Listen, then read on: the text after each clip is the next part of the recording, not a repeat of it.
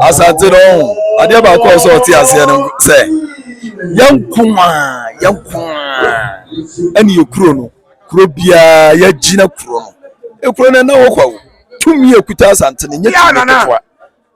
Tumi ekuta Asantene nye tumi ketwa. Iti hyesade ye no nso. Muni Asantene akola ya ade a yenwie ya memo nsem.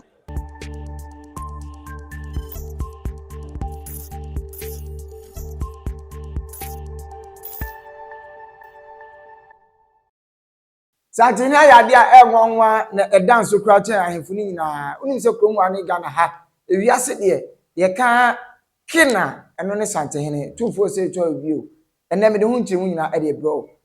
ohene ba Sanwoansa ene sem bi atudwa ehu hia pa se o tini nyina sanse sem a wakan nya matena se adwene hu hu sampa se de ni di a kire bebwa pa usafo ha Poku one tv se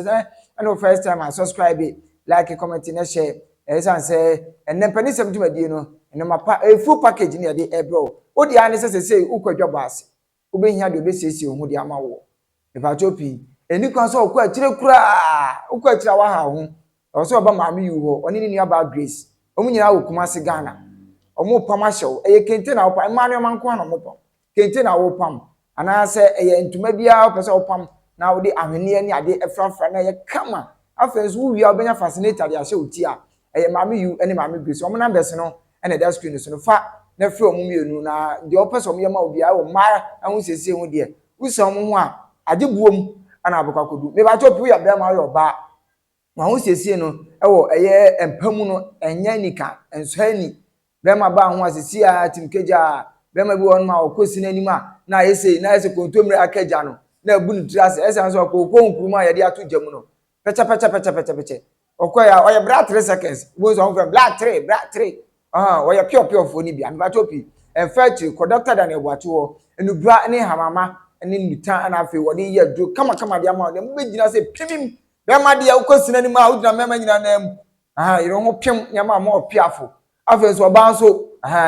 ma yehu so wo ba na ba bia anya kama mane nche akwabi kan se 442 anya kama na bia enye ye efama afi so mo hepatitis B hypertension asichio yare ene ehun keka hu nyina no so ukọ doctor da na ebuache aso ya obaye ni nyina kama ade ama na so ni padua no etimi SCPS ta abusia oluwa fashion se me ka cho se krom ha opede obepam ujira na hu say yes abrante wa pam dia show bibia da na akwam aye oluwa fashion wo fi ade fa o measurement send no tisa so fa picture send no obepam no correct na all the amount abusia for oluwa fashion number no ene desk ni so fa na onye bibia kama efam no bibia rebu bia obeye na all the asendo onya yie onya amane onya eye ebedintuo onya ayefro onya kasamafo ewo dwumadi na se afre me Kofi afie the cultural MC me ma me dwumadi hu chiame enfama na dwumadi no so me ba so a de wakire me no saa na me ba be ye de ama amamre ne amane kwanso nsamrane ahodo na me ba be ye de ama wo na bibia tina kama onya de obetutu dwumadi no kama de ama wo eno ane the cultural MC Kofi afie ba be bibia kama de ama numbers no na the screen so ba bia de be ko bia yeko babi mienu pɛ ne nkwa asamado ene bu nsɛm gem hode ekɔ ayenko de nya kakra bi ade bɛma ye na afensu aba be udwuma de kama ade ma trade away yenkɔ na me fa nsɛm ne mro ene pɛ ne nsɛm dwuma de ma ka cho se fully packed de ntia mani age na me bɔ pow ade ma no ente kra afi etwa mu na Asantehene Otumfuo se etwa bio ɔte kokɔ so edu ampofo atwi nana ɔno ankasa tu na no mutuo se konfo na chi aban ya asabia ni fi hye bioso nie yensiesie ni da oyare hospital na kasa eje ayare fo no asa ayare konko ati konko na se enkoye kra eti o se ye de ya adwen ene ye kakra wa ye kuta nyina ye boaboa no na ye kokko siesie konfo na chi aban ya asabia usa ya asabia nso de sabi oje obi a bi mi wo beji mi bi de wabubu obeje no de o mu bi obeje no afen so tribe ahodo ni nyina me check asafofo nyina no wo fa ho ni ba bi a wo firi wo bejo no asayade sanse wo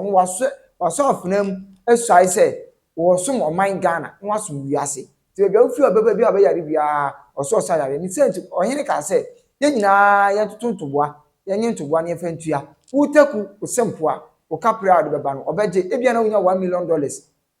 na wo de aka be so na sene na yetim de siesie konfa no chaban ya sabia na me pese asemi medical de ama odada na adibie mu adanse me pese ukọ na ukotie asema Asantehene ede tu dwa wa bra ogbo dwa kese pa na wode tu anim se yensa konfa no chi aban ya sabia no yare pese utie bi na de Asantehene aye danso no ba bebiebiem ede ema enu nti nipa ni bi afiti ase e che do wo nya $1 million no wo benya 100 cedis fama me so aso yakani nyina abomwa ibenya gal ibenya ses kanaye so eti wo 150 ni maji na de owo kase so obese so maji aka so la fe nyina ya hwe ya amna yi enti Brigadier Minister Pacho kakra mbeka ya no monta akabaji diskani bi amame munya abaji bi engonfo nyina abaji bi amame so kompasa mo edan wo ho nyina abaji diskani bi dia breme so na me ka che momo animre na mo hwa haye so asankra ya mo dadodo so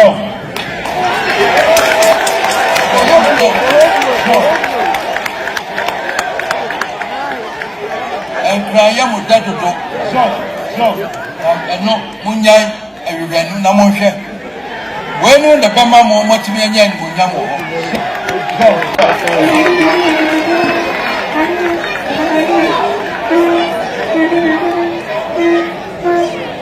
Every bra Asantehene ka say wo nya $1 million etu ukuta 100 cedis ukuta 200 cedis fabra wo beje de aka ho na ono so ahwe ma omo a ewo bi nipa bi mu a omo kakra wo omo nsem no aso de omo hoden ne musika de aba beboa amanfo sha asese omo de bi ba ye wo Asanteman ka bom kuo bi a ye de WhatsApp so nko na de enjuma dodo na ade omo de akọ ama obi anso so eguso etuetua ye ekuo bi te se Asanteman Nkwaso nko a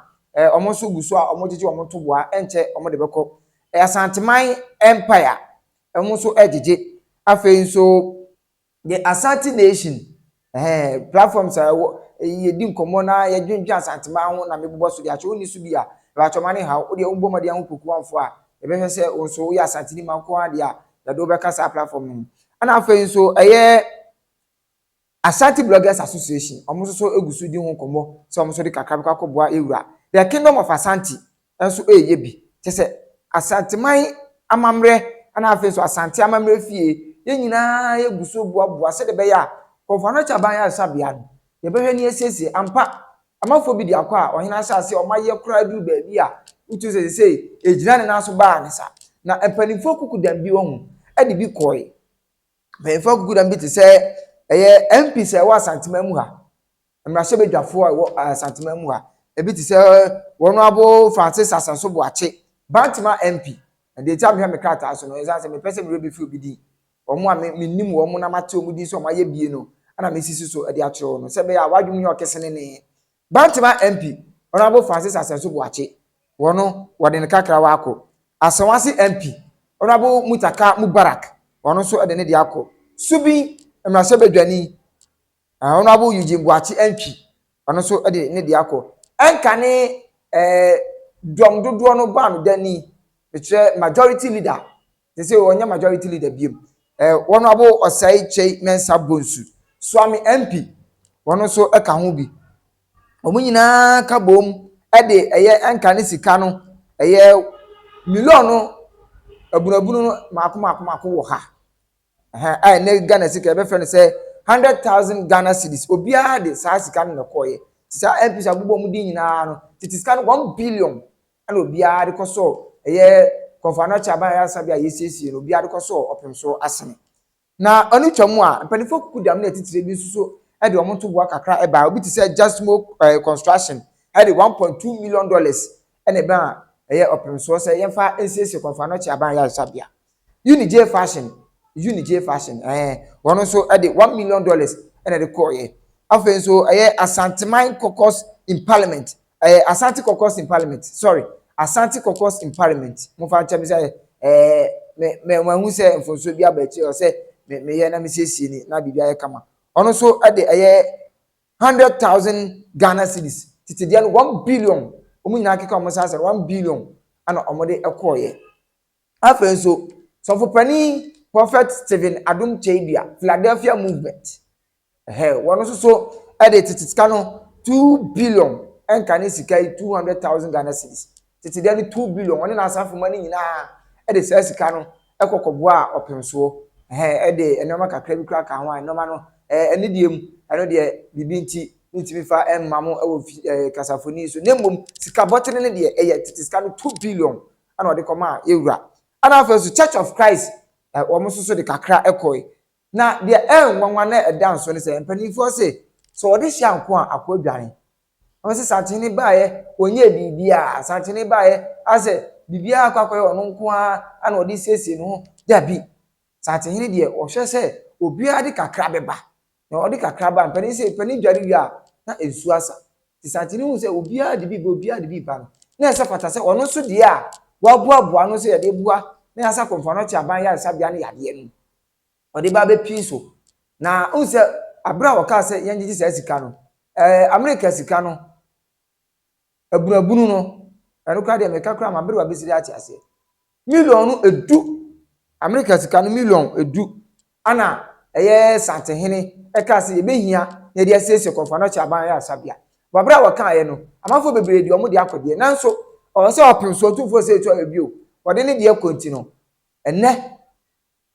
eni ji semaba ni se ntini se wache sika ni mu fa se hu ede America sika no abunabunu no fa eye million enum se ode koso eye sika amanfo de aba na kofo de aba beboaboa na hu foni ene ho ayi ni bi na da so a wo hwe no Asantehene sika wode bae hu se Asantehene de na ka de sika nke ntudi nanso se de amanfo bi atwe Asantehene abasa ne sere na kofo bi mu ade bi te se sampahene wono nete wo enye de na Otumfuo esinu no de wono nete wo se samodu ya asema wani nete wo se wona ye sampa mahene nete wo keke se mu poto no wo mu ade no Otumfuo pese o che wo se ono oni de wo ye na eye konfano cha ban ya asabia na eye ne dia na ne dia nso onhwe mane mpro ntete nti wo de America sika no wo pepe enum ana wo de akwakoto ase a wo de eka nkofo de ho ame de asiesie konfano che aban aya resabia abuzafo na enu ntwangu no na nse ya yi ana abranti a ye frɛ ne se Stanley Nyantachi kwabran Nyantachi na krutubo a yewura Opemsuo ni fi hia de onunum a odie ode ba be se ohene animonya sanse waje abodin bi a okoko kutubo no ye de ma no ye frɛ se LBO ma mbe ka ho ase bebre de kyerɛw wo kasafoni so na abra obese ni wura so animonyam no wode nsem bitu yewura nim se opese oje title baako aye abotire baako ka ho se de be amafo be hu se Ghana ha nyina no se de wote so eba youth boxing eba akutubo dia utimi enyini mfrim oka ho bi pa ama empanifo Ghana Boxing Authority empanifo president ane empanifo gudam ne wona ehwe akwada no akutubo so owura osebo omunyina se yemmo sa boxing fanhye ewura Opemsuo animonyam ampa dwumade ni ba so ewo SG Mall ama Poku TV de wonsem bebrebe abro na abro dwumade ni ekoso na yewura ohene ba Sanwoansa na wiafi apaw abebio kwabre heman hene ebe pie dwumade na se no ne nana ne wini ne ji pa fa Asanteman franka edibo se na mebopinu na me ni nkomo na ohene asema o kan se emapunu ene Ghana ha sese ekame aye se edwuma pa ye frɛ na edwuma titu ni sa edwuma ekame aye se ye ni bi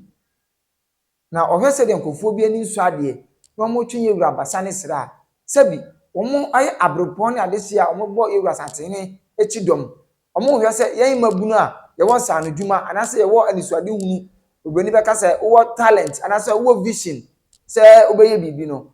ohene ba Sanwoansa se on hwema dwumadie no enye basa ni santi ono eyi baby a sabi obeye akutubo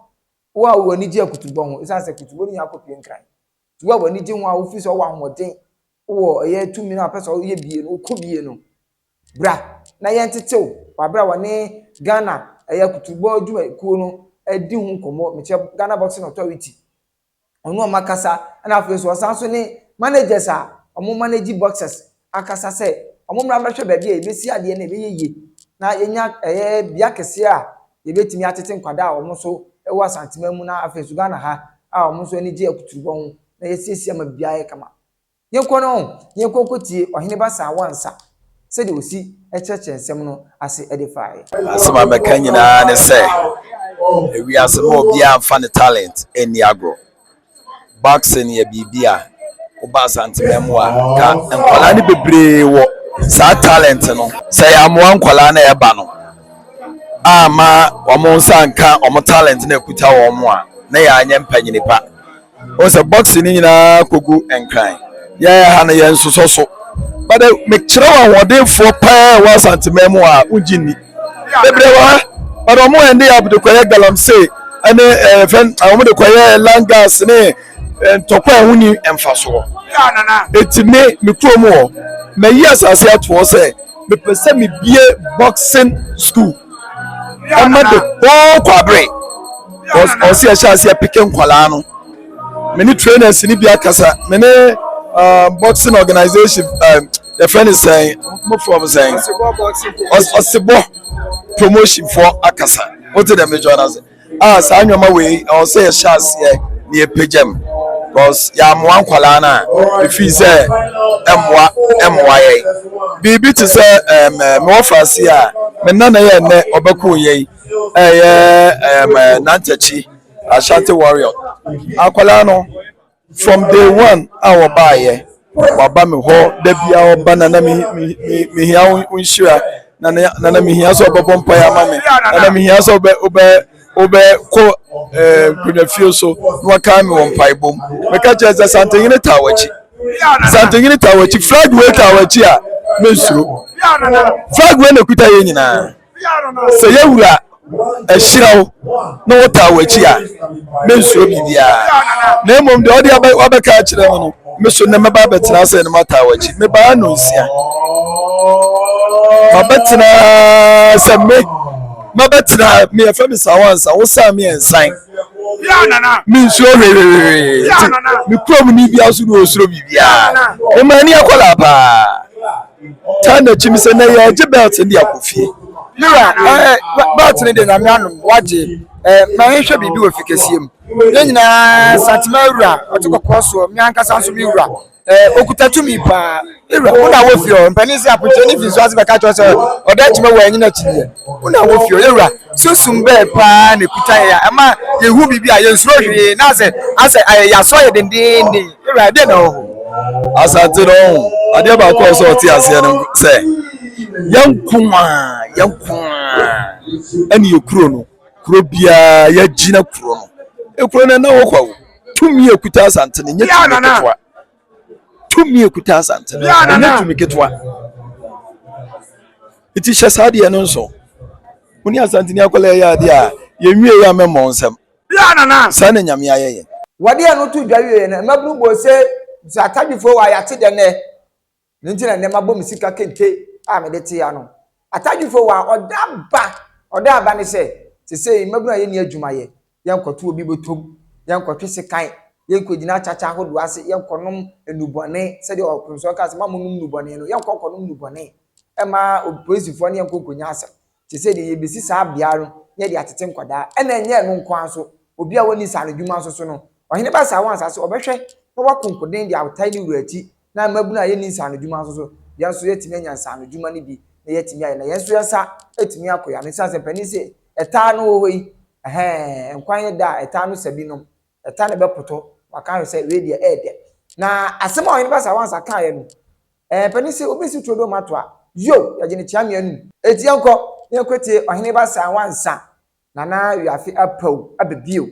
aye konkotie se de osika no ehwohwa Opemsuo babra obepie adwumadi no ase ye meka kire o munyina se mo bia ma na ba mummu na obia ma na santesem ehia no se de ewura kan ye no ye guso ye beye ma na ye krabe ye di Asantehene achi obia ye ne de si ade beboa ma Asanteman apeja ena we de si ha kakra ya de si ya se hwese de spirit ba ye obia ni ache just Asante no okuma apema apem beba amen ye uye ye bibia enyeye esa na nyame ayeye nti mo hye saa de no nso pa tina betena asentem go me be famina na saa de na kɔ ya de belt ni nyina kɔ e be saa de akɔkyere ewura ya fa de a ya fa ni bum ni ade akyere asante no woni sɛ yewura efie hɔ de bibia nsi obi akwa so obekɔ na mmom tumi a wɔwɔ ne kyerɛ sɛ woyɛ Asantehene woyɛ Ghana ni na sɛ wobɛba fikesie mu a wo sɛ wunya sunsum a bɛbɔ ho ban ɛno ne sikadwa nti ɛna ɔhene ba Sanwoansa aka sɛ tumi a wɔwɔ hɔ no ehia sɛ wobɛgyina abɔnten wo sɛ woba fidua mu hɔ na ba bɛhwɛ tumi paa ɛwɔ hɔ no ma ɛma sante yɛ asante na wokum apem a apem ɛbɛba abusua mede wo si na wonim sɛ ewiase deɛ ade a yapa ne sɛ wobɛkɔsi n'anim bɛma na okuakudo nsuo no wo bɛma na ɛma ɔyɛ bɛma brane na wokɔgyina bɛma nyina na mu no afei wokɔ na ayɛsi wokɔ na ayɛsi abu no kɔn ɛnim kwase ɔba nso so deɛ bɛma ba ahimfie hɔ no ma na wo sa ahimfie hɔ ya prapra hɔ asawura ne nyina afiri hɔ no ne nyina ne sɛ wobɛsiesie wase ma wase akye na bibia yɛ kama sɛ hɔ bɛyɛ da yɛsi yɛdi adi biam na ma abɔ ɔhɔhoɔ ɛsereyɛ eti sɛ wase bɛyɛ kama na bɛma ne ba na de bi ɔbɛba ho ne n'ani agye a ɛyɛ sɛ wobɛsiesie wase yi ni nyina yɛ Dr. Daniel Boache enye mema de nkwa ho hwe mo nso a hepatitis hamo afei so diabetes ade a wonsa achacha ne jimie de se be buru wonsa enti bo made akọ Dr. Daniel Boache aso ye frɛ no na onche ba bia wo na onye ni nyina efama wonsa ya de no ntu ase deku efama afei so be ma ni so anso a wo hwa ma be ma no emu ayedu na opema won so yampa wudi ade ede awafo obapema tare amana ye ofe oya bema oya oba na ye pama tare ahyew na ebe wakono na dwabo na se ho be hwam na wusi abode say yes boss Poku TV ono na eba na eye oluwa fashion se de wa bie na tabam wa ji obi a wa baba bia wa jew wa pam bi ahyew ama ho so na timi ayefe pa na bibia so atimi adanso e de amount fa oluwa fashion number no na frɛ no oye ayie oya ifo oto badin oye dwumadie bi behia kasamafo me kire MC we dwumadie ahodo ase a ohia the cultural MC Kofi Afriye wono ko a ana wo frɛ na ba bia wo se bi obeba agi ba bi menu pe asamado ne bonsamtem ho de wonko o frɛ me a ba bia wo bia meba na ba ba ye de ama se ye ayie titru kwa de wono eso anwoma ni nyina so me hwɛ sesi bibia kama ade ma ye hyehyɛ nyoma a kyerɛ nyoma wo pekete nso a dwumadie bia efa ayie ho efa badi tu ayefo ho de usimi so a utwaja wacho unsa ebeka bibia kama abusafo ye tense number se na da screen so no ye de WhatsApp number amanfo bibia complain say WhatsApp number no we any WhatsApp ampa ye de WhatsApp number beka ho na so uhia ya onu ye di komo WhatsApp ana so fa Poku number na se bra Poku one me pa cho na nekia be se bra Poku one me pa cho me hia the cultural MC eno so unsa betimi aka ye na bibia etimi ya kama de tense say ma ne ani ja ba fie osebo aba Bajo pi mani Nkwaso kwato uturu ho akuku uturu ho nya akono a uhia gele uhia fascinator ni nyina so ye maame yu na ye de ama wo ye ne kama de ama wo na ubese kenta ama na ya akono ubese ye African print sana boni ka no African print ibi fe na African wear abi brema tare no ubese ama na ye ofa ye maame Grace na pam e de show Poku TV subscribe like comment na share na dwumadi ni nyina etimi kama medi ani Kofi Afriye medi wo si dasene bibia ba atwa me mo waso ni wani ensi ewo